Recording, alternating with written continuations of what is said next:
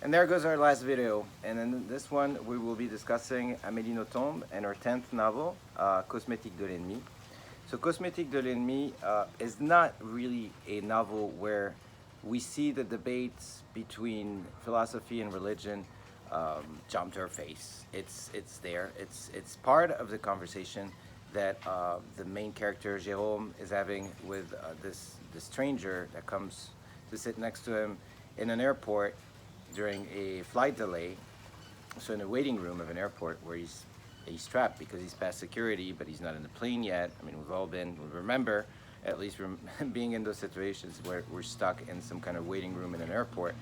To begin with, it's not a place where anybody wants to be. But on top of it, you have this stranger that comes and start engaging in a conversation with the main character. And of course, there's a build-up until we find out at the end of the novel, short novel, pretty minimalist, and I'll talk about that in a second, where at the end we discover that Jérôme has been talking to himself, right? But it's kind of a new theology that Nothomb is proposing in this novel, and she will keep on working religious themes and their conflicts with philosophy in a number of other places. Lately, she's published a novel called Soif, Thirst, La Sed, in Spanish, if it's been translated, and it is translated.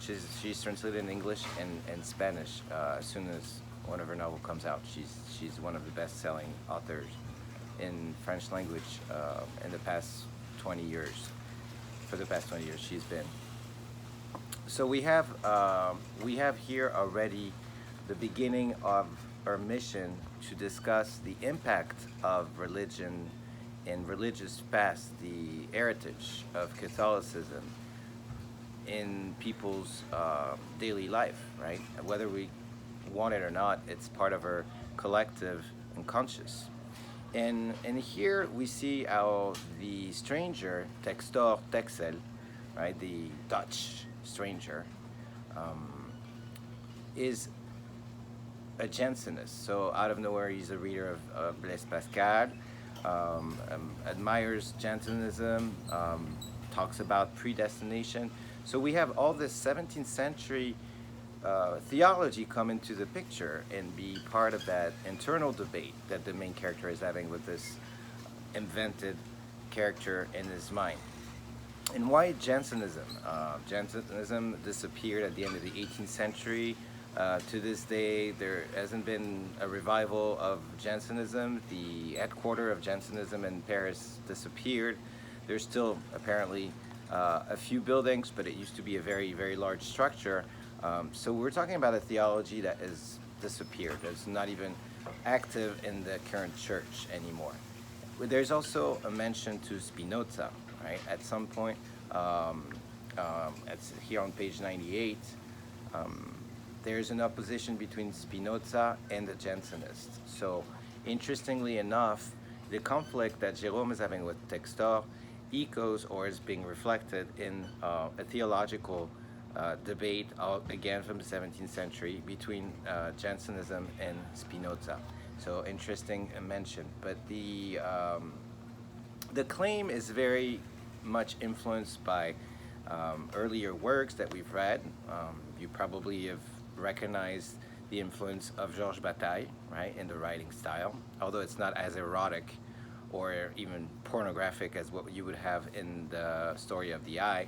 You still have here in the style, right, a lot of influences from Bataille, but you also do have influences more on the thematic level from Jean-Paul Sartre. For those of you that have read Huis Clos or Behind Closed Door or No Exit, depending on the translation, we see how the same idea that we have in Sartre, that hell is other people, right? L'enfer, c'est les autres.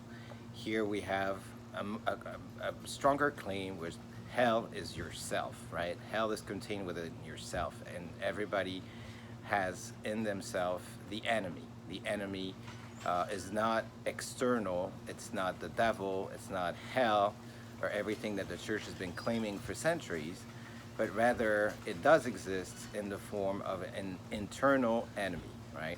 That can come out in different situations and act in our place, take control of our mind, right? So the enemy is within everybody, and at some point in their life in different stages, the enemy is there, right? Which is not something that you will only find in Nothomb. It's something that you will find also in other movie. I'm thinking, for example, of a recent movie called Gainsbourg about the singer, the French singer Serge Gainsbourg, where he's being followed by his enemy, right? And it's the form of an animated figure that resembles him, and acts in his place in a certain moment where he loses control on his acts, and then this enemy comes out and takes control, right?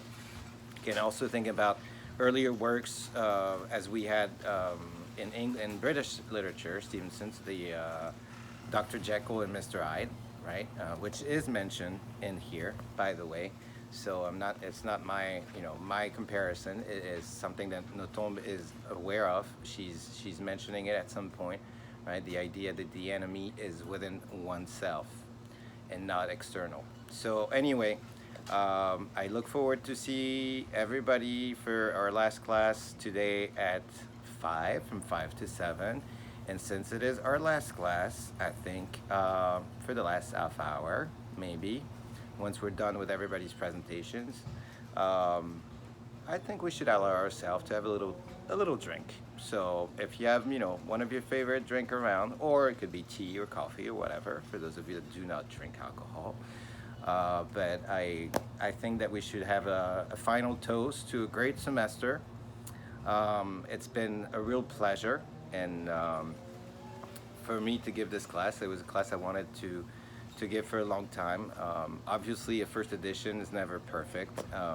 Throughout the semester, I thought about, other texts that have excluded, and you can't fit all of two different traditions and all the significant works that those traditions might contain in one class, right? That would have to be 2 classes or maybe 3.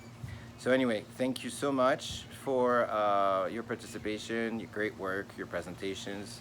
I look forward to reading everybody's final paper. I've already gotten most of it, and thank you very much for respecting the deadline. And again, I will see you at 5.